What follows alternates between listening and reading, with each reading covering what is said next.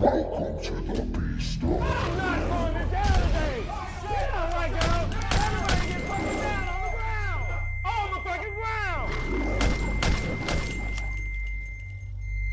With your host, Muntradamus. Bravo 420. This is John Apple Brown. Cut the shit all out. Rankings, stardom sit-up, fantasy football questions that you have. Call now. 702-776-4160. Aaron Hernandez and O.J. Simpson walk into a bar.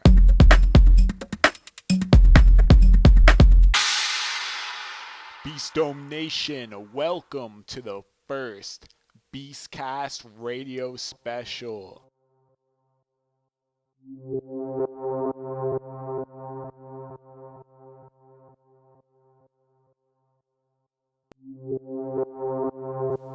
Let's talk some draft strategy, because that is the reason you are all here today to listen to this BEASTcast.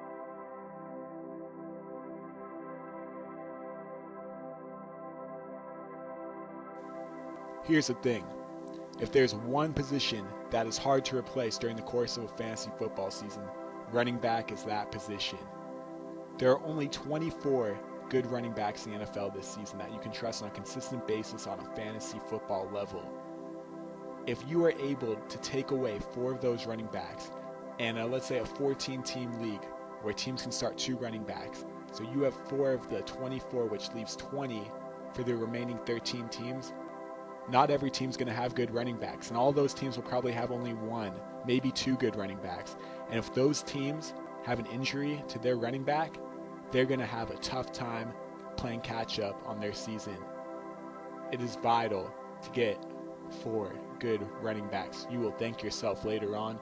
It also makes your matchup play a lot easier, because there are times where your running back is facing a tough defense and you don't want to start that running back, but then you got another running back playing the New Orleans Saints, and it's a no-brainer. It's important to get that running back depth. So you got to ask, what are the receivers to target this 2013 fantasy football season?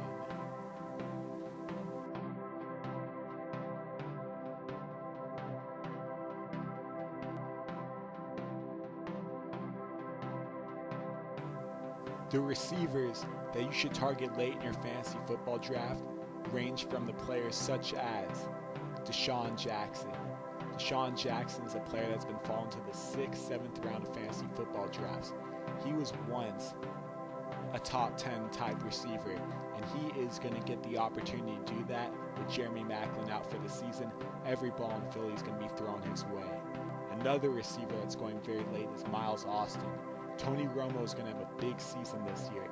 He loves Dez Bryant. He loves Jason Witten. But Miles Austin is the best open field receiver in the NFL, and he's 100% healthy this season. Target Miles.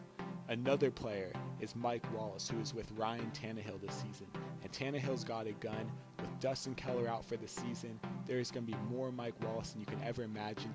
He's going to be more than just a deep threat. Another receiver to target is Lance Moore on the New Orleans Saints. Drew Brees is going to be an automatic 4,500 yards. What that means is that there's a lot of yards to go around. Lance is going to get a majority of those. The other is Josh Gordon.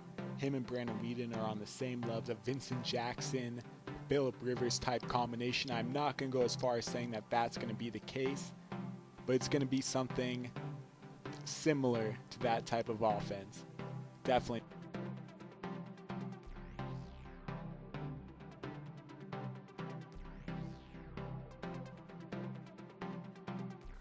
So now the question is, what do you do at quarterback? It is simple. There are 13 quarterbacks you can trust, starting with number 7, which you got Colin Kaepernick, number 8, Matt Stafford, number 9, Eli Manning, number 10, Tony Romo, number 11, Andrew Luck, number 12, RG3, number 13, Russell Wilson. After that, you got Josh Freeman, and then a lot of people are thinking Michael Vick. Thing is, this Chip Kelly offense is going to be a lot of running the football. I want my quarterback throwing the football. Josh Freeman has the arm. He has the receivers. Give me Josh over Vic. But that is not the case that we're making right now. We're talking about when to draft these quarterbacks.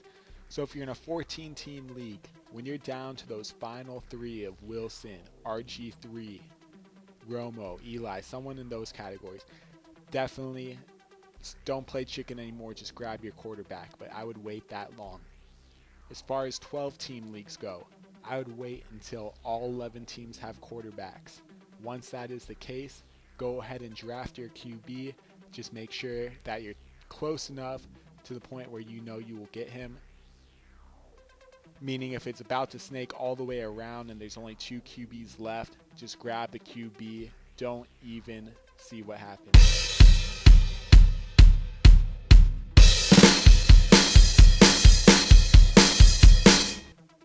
If you are in an 8-team league, which is 8 as an ocho, there's a lot of strategies for your draft. First of all, you have to realize there's going to be a lot of running back talent around just because there's 8 teams. Each team takes 3 running backs. Let's say hypothetically, that is your 24 running backs right there. So make it a point to get 4 of them. You should be able to get your 4th in the 6th or 7th round. That means in 18-team leagues, 8-team leagues, ocho, it's important to see if Calvin Johnson lands to you in the end of the first round. He is a good value pick simply because you will get that running back later. At QB, if you can get Peyton Manning in round 2, go for it. But I would definitely wait until an Aaron Rodgers and Drew Brees was taken off the board first, because Peyton does not go first in fantasy drafts these days, oddly enough.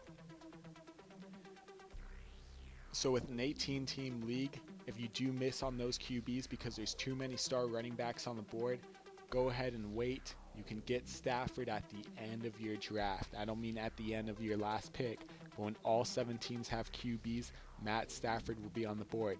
And if I'm not mistaken, Matt Stafford was the number 3 quarterback selected in fantasy football in 2012. This year he's got Reggie Bush. It's going to be the greatest show on turf all over again, a la St. Louis Rams, back with Kurt Warner and Marshall Faulk.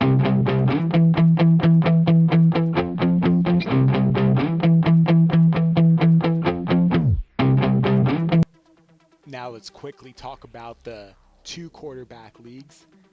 If there's about 10 to 14 teams in your league, even 8 teams in your league, I would go first round quarterback no matter what. It is important that you at least have one of these guys that you can depend on every week, because simply if you do not have if it's a 2 quarterback league and there's a team that has both Peyton Manning, Aaron Rodgers, something in that combination, they're going to be tough to beat. Those could be the 2 highest scoring players every single week of the season. So you go first round QB, then you go 2nd round and 3rd round running back, because you should be able to get some talented running backs. People like LaShawn McCoy fall to the 2nd round in 2 QB leagues. So definitely go quarterback, running back, and then in the 4th round, grab that quarterback. You'll likely get an Eli Manning in 12-team leagues. You're going to get someone on the back end of that 8, 9, 10, 11, 12, 13 QB range. That is perfectly fine. You have the number 1 guy. You have the number 13 guy. It's an excellent balance. After that, you have the 2 running backs, 2 QBs. Go ahead and take another running back. And if another top 24 running back is still on the board, take another running back. Remember, there's a lot of wide receiver depth late. There is no running back depth late in all fantasy football drafts this season. But there are sleepers, and we will get to them soon.